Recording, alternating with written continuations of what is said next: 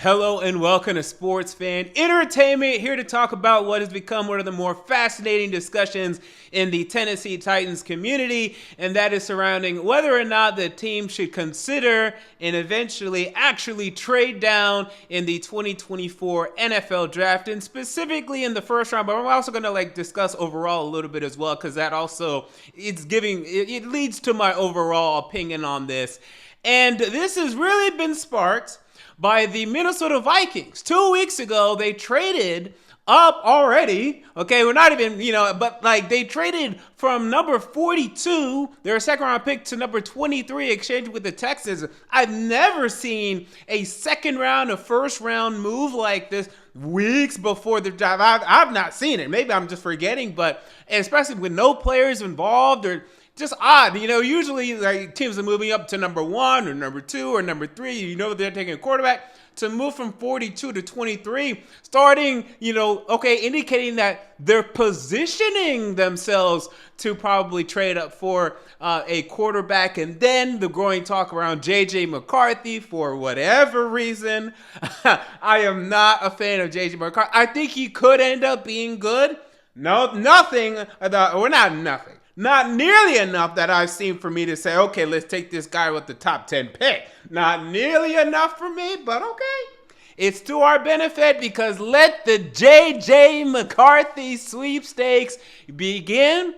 And we find ourselves in a very interesting position there.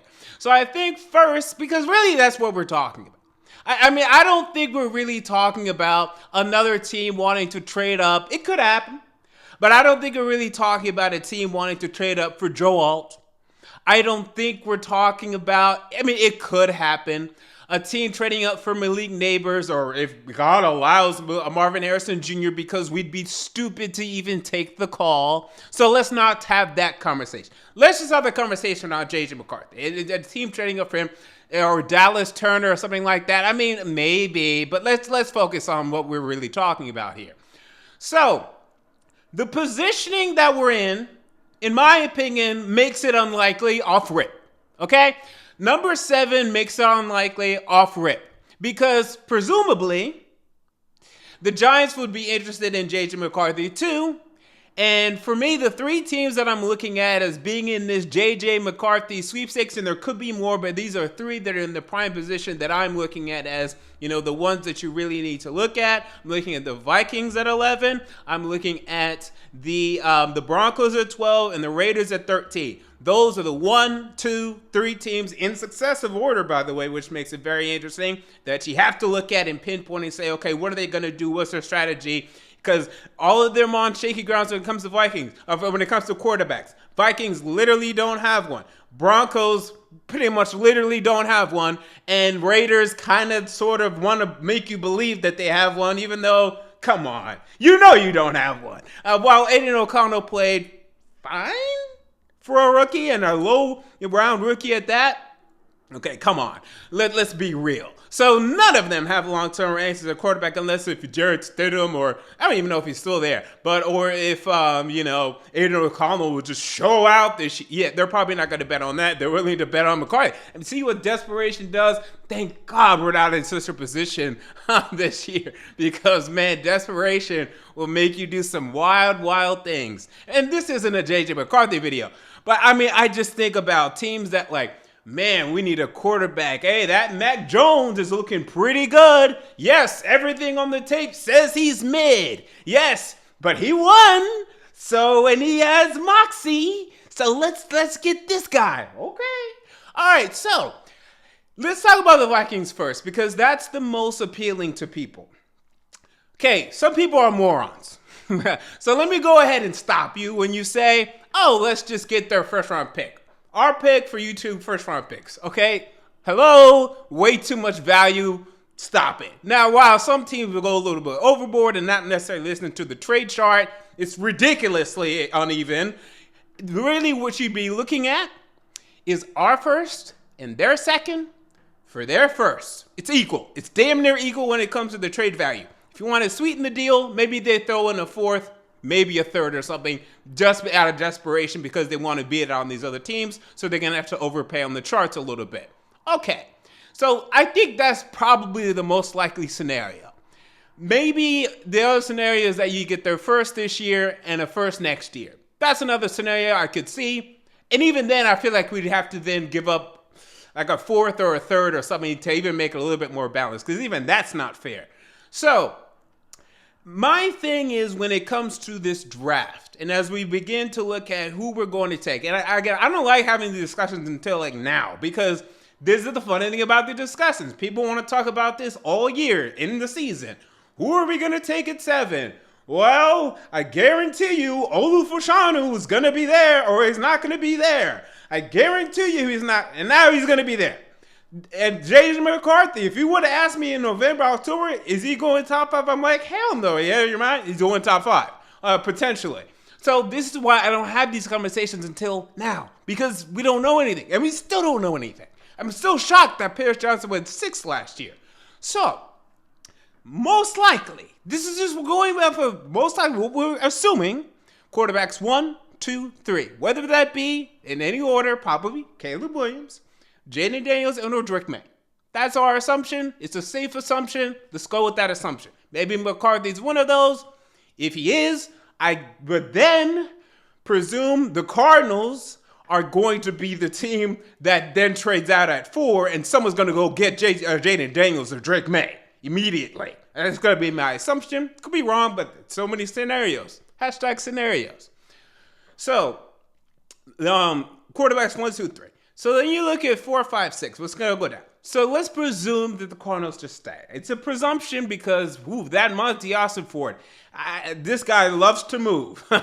Man, this is a squirmy little guy. So let's just presume that they stay and they take Marvin Harrison Jr. They could take Malik Neighbors if they prefer him. Let's presume. I know Harbaugh is talking all this about offensive lineman up smoke screen. I'm not buying it while it's his philosophy. You can't get rid of Keenan Allen and Mike Williams and see how Quentin Johnson and Josh Palmer has shown okay things as wide receiver, but with Quentin Johnson, we played last year, and people graded about your wide receivers, they could take Alt over one of them. I don't see it, but it could happen. I'll leave it. I'll say it's 60-40, actually. I'll give them a 40% chance that they would take Joe Alt. Or if they even love another offensive lineman more than Joe Alt. I'll give it a percentage chance. Or if they go crazy and take like a Buck Bowers. But I don't think anyone's going to take Buck Bowers top 5 anymore. I think that's out of the conversation. So, but let's say he's one of those two. Giants. Now, it just depends. I do think that if they wanted to take McCarthy at 6, they would. They're not going to let it out. To take McCarthy at 6, and let me check this because I'm pretty sure he was. Wasn't Daniel Jones the 6th overall pick as well in his draft class? I'm pretty sure he was. Daniel Jones, out of Duke, he was selected. That would be so. Yeah, he was like the 6th. Wow, the irony there. Just sitting there and taking a quarterback you probably shouldn't. But I don't know. I feel like they're more inclined to just do another year of Jones at this point, especially considering the contract. But they might take a quarterback later. That's my sense right now from them. I think they're throwing a lot of smoke out there just in case someone wants to trade up. So for us, right, we're looking at scenarios, and the most likely scenario people are discussing is either Alt or, Neighbors or MSJ if they fall, or Odunze. One of those 4. But really, Alt versus Odunze in the most likely scenario, right? In the most likely scenario, again, things are not going to go as expected. Most likely scenario, though, Alt or Odunze. Or trade down if these teams are now getting a little angsty because the Vikings are going to be like, what are the Broncos going to do? What are the Raiders going to do? Raiders are like, what are the Vikings going to do? What are the Broncos going to do? One of them is going to have to trade up. Who's going to be the one to trade up? And then we get to be the ones driving the conversation. Yo, the Broncos just called us. They're, hey, yo, what's going on?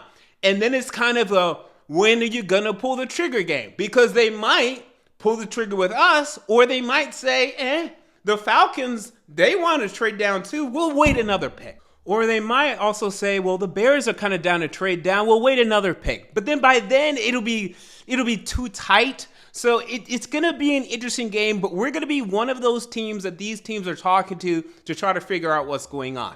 So again, I think when people talk about us potentially getting, 2 first-round picks or anything, it's absurd. Let's discuss like the Vikings deal specifically. Let's focus on that one. So let's say, we trade the 7th pick and the 38th, and we get back the 11 and 23.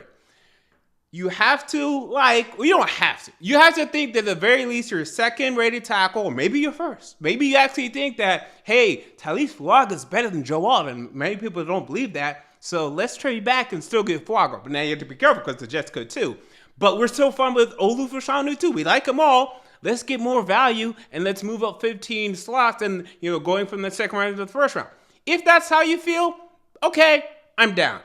Now, the one thing I will say, and I wouldn't be so upset if Alt ends up being that perennial Pro Bowler and then we end up getting a pretty good left tackle. I wouldn't be too upset. If we get a bust, I'll be upset. Okay, so please don't draft a bust. And then whoever you get in the first round, the other pick, better be good. Okay?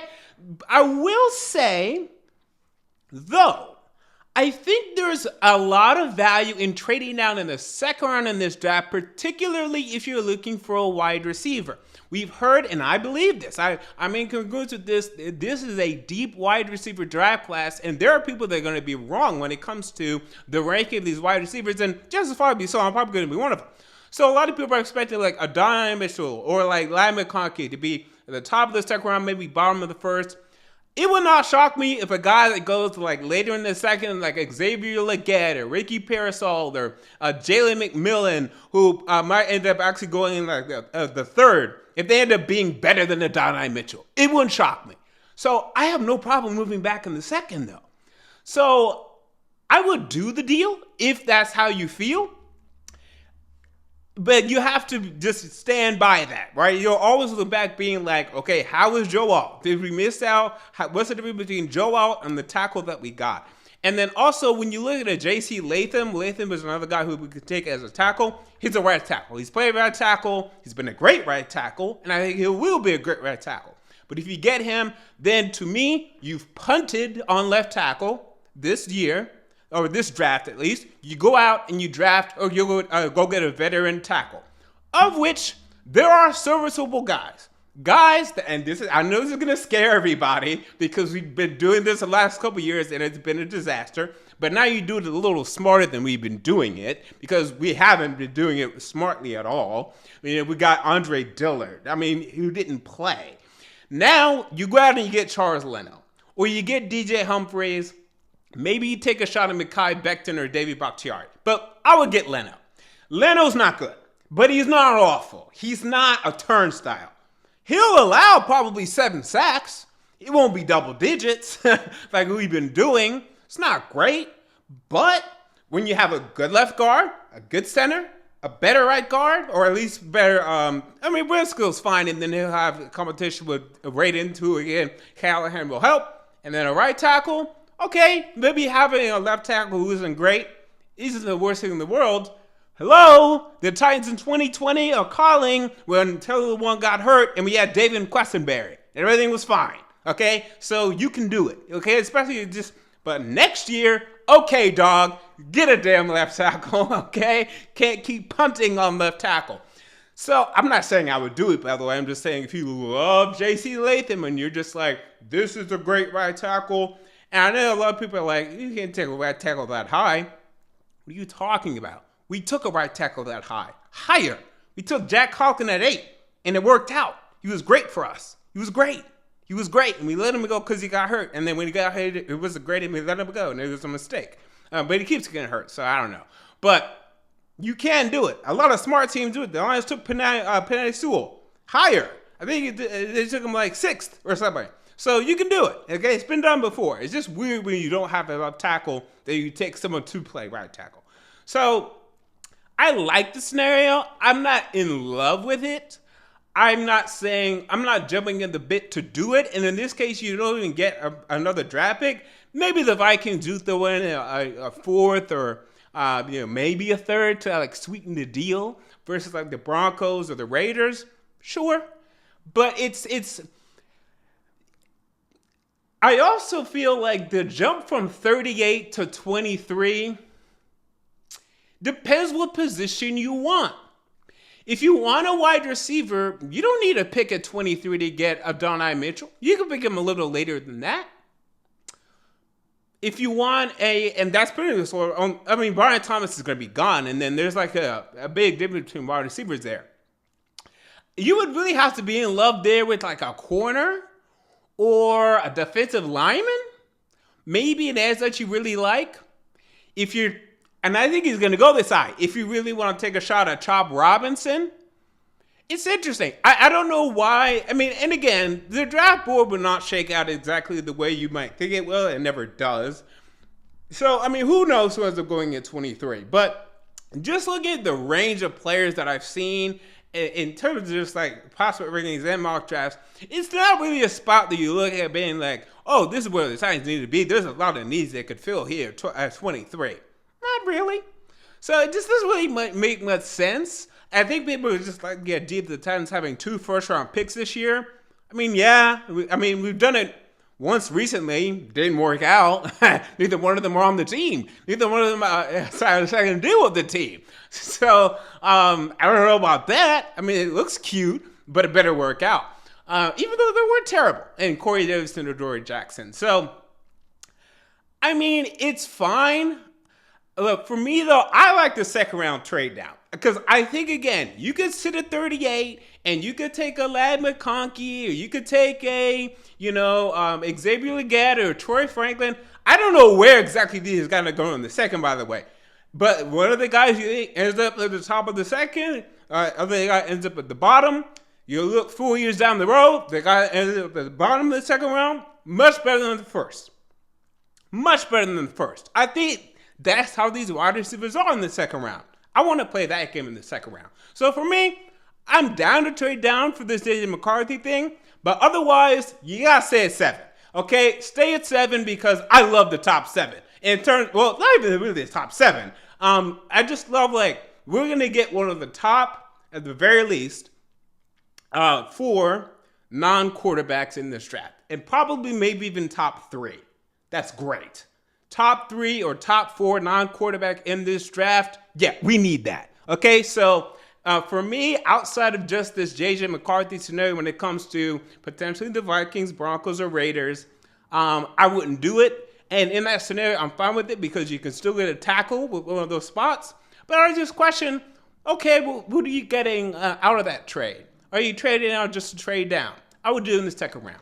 So there you go. Those are my thoughts on if the Titans should trade down in the 2024 NFL Draft. What are your thoughts? Comment down below. I want to know. If you enjoyed the video, make sure to like, comment, and most importantly, to subscribe. Until next time, this has been MJ of Sports Fan Entertainment, and I'm out. See you all later.